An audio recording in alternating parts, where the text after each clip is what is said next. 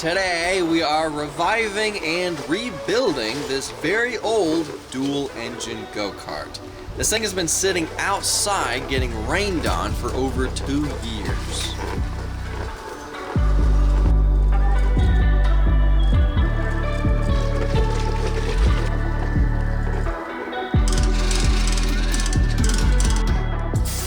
For those who don't remember this project, I originally built this, I want to say 6 or 7 years ago, and then rebuilt it 3 or 4 years ago into this. It now has full independent long travel suspension, where the 2 engines are mounted onto the trailing arms. It's a very cool, unique setup, but this thing was always just underpowered. Now, right now it's missing a couple things. It's missing an engine and 2 of the 4 shocks on the front suspension. Now, to solve the lack of power issue on this thing, I could just put bigger engines on the trailing arms, but that would only solve one of the 2 things I want to fix on this vehicle.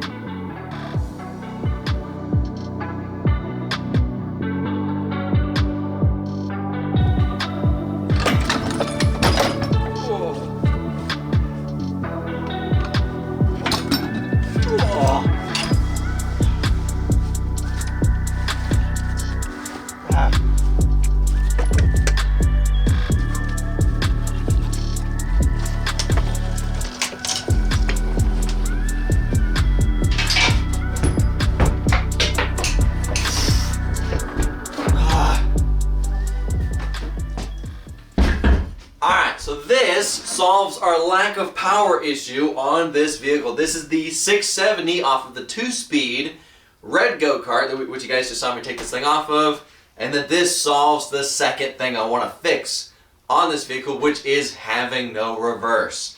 This gives us high, low, and reverse. In my opinion, at least, having reverse on an off-road vehicle is kind of very important, and this solves that issue. This is a Polaris Magnum 425 gearbox. I'm starting to really get into these Polaris gearboxes.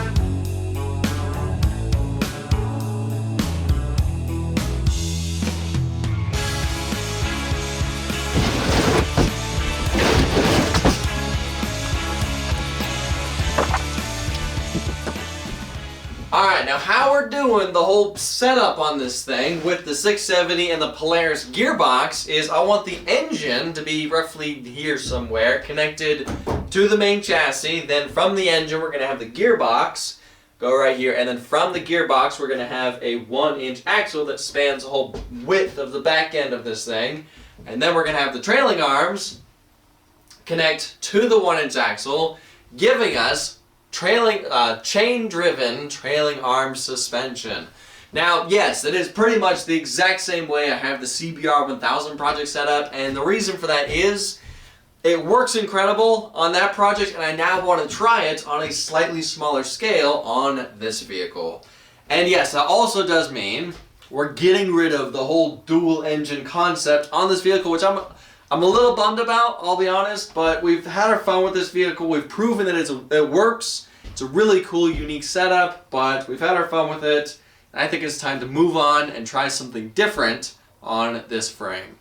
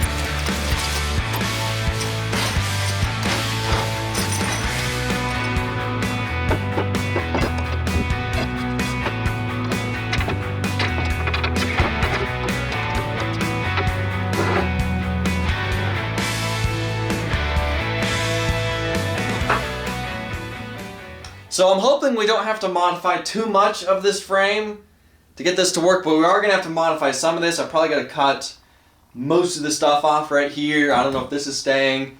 These are definitely not in the right location. This whole bar right here has to go. But I'm hoping I can leave the whole front end alone.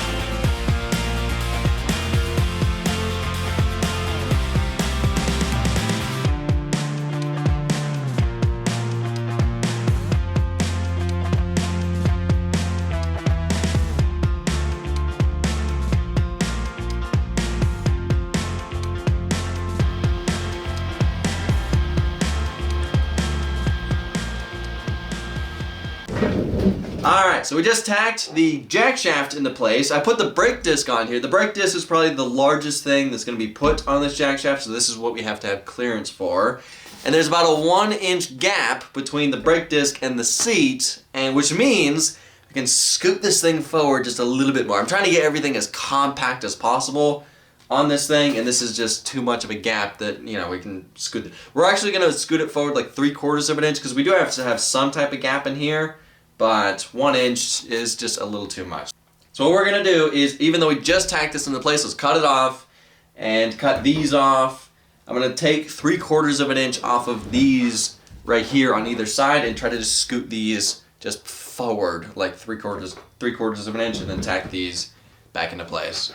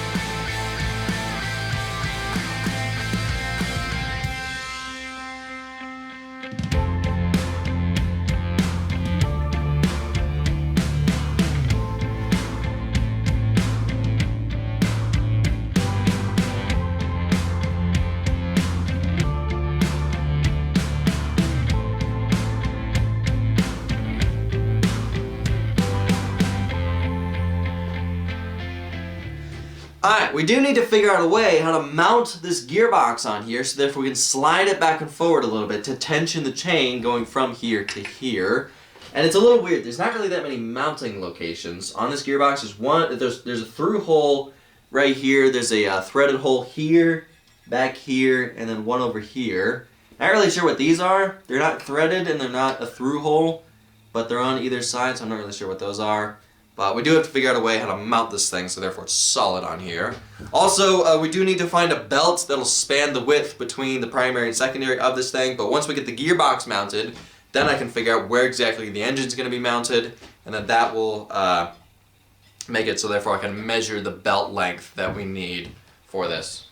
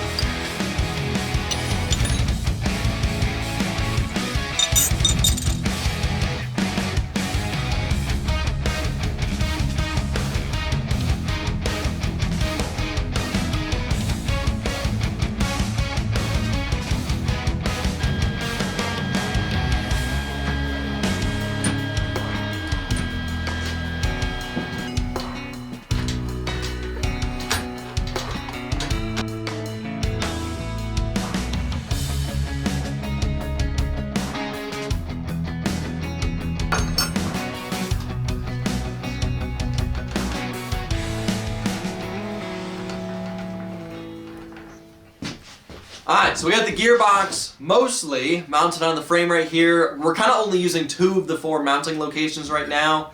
It's good enough to where you can kind of move on, but it's we do need to come back and finish mounting this thing, which we'll do later. Now, I made it to where instead of this thing like slides back and forth, it more rocks back and forth. I'm using this rear mounting hole as a pivot point for it to rock back and forth on, which means we can tension the chain without it really messing with the tension of the belt. The secondary pulley kind of more moves up and down rather than right to left because of where the input is relative to the rear mounting location on this. It doesn't make it move back. I think it's pretty cool. Now there is kind of one bad thing about this setup because I'm setting this thing up exactly like the CBR 1000 project.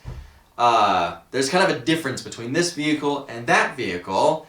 That vehicle has front brakes, this one doesn't, which means this whole go-kart is only going to be stopped by one little brake disc on this jack shaft, which is not great, I'll admit. Hopefully we don't have any brake fading issues. The other bad thing about that is if by some mishap, if by some horrible circumstance, both rear chains fall off from the jack shaft to the rear tires, we lose brakes altogether. So yeah, that's not really that great, but if we have to, we can always add front brakes to this thing later on. So I think the next thing we should work on is let's get the engine mounted onto here. Basically all we need to do is take a piece of plate and machine 4 slots into it.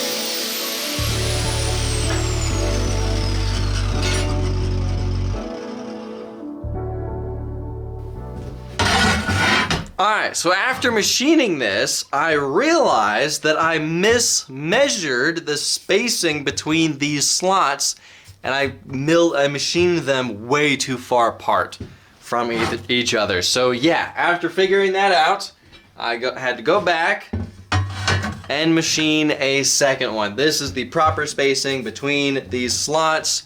Somehow I just mismeasured it on this one and just machined them way too far apart from each other. So yeah, I love doing stuff twice.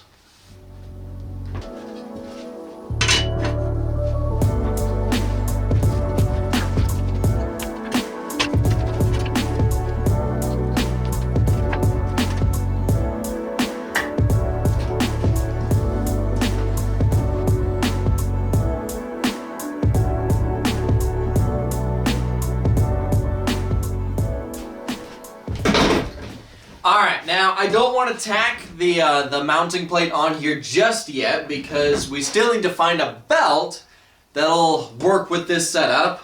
The belt I'm using right now, this is actually off of the Polaris XLT snowmobile that I got years and years ago. It's way too long, it's too thick, so I'm just kind of using it to muck this up, and then once I get the real belt that'll work with this, we can figure out exactly where the engine needs to be to get the primary and secondary lined up perfectly. Then we can tack the mounting plate on here. Now, kind of partly the reason why I'm doing this, why I'm taking this go-kart and turning it from the dual engine go-kart that it's been for years and years and turning it into a miniature version of the CBR 1000 project. Kind of the main reason is I've wanted to do this for a while. Ever since I started working on the CBR 1000 project, I've kind of had in the back of my mind of doing this, you know, using a Predator engine, smaller gearbox, but doing the exact same suspension setup as that project, and I've always wanted to do that. But kind of the other reason why I'm doing this is because Redbeard is having a go-kart race at his place, and I want to say about a month and a half, I think, and he wants to have, the main race that he's having at his place is he wants everybody to have a full suspension go-kart with a 420 Predator engine on it, and I have a 420 Predator engine. I just don't really have any good go-kart frames to put it on. I was kind of considering putting the 420 on the red 2-speed go-kart, but we've seen what that go-kart can do with the 420 on it, and it's not great. So what we're doing is I'm building this for a 670, but when the Redbeard race happens, we're going to take the 670 off and put the 420 engine on. And then when the Redbeard race is done, the 670 is going back on here. Now, in the next video of this project, we get to start working on the trailing arms. We need to machine a couple hubs where the tire attached to, then the sprocket's going to attach to on the other side. Pretty much exactly the same setup as the CBR 1000. I'm just going to try to make it a little bit smaller this time, and then we get to do the trailing arms and then work on suspension. So anyway, that's going to have to be for next video of this project, but for now, I got to end this video here. Thank y'all for watching. I'll see ya in the next video.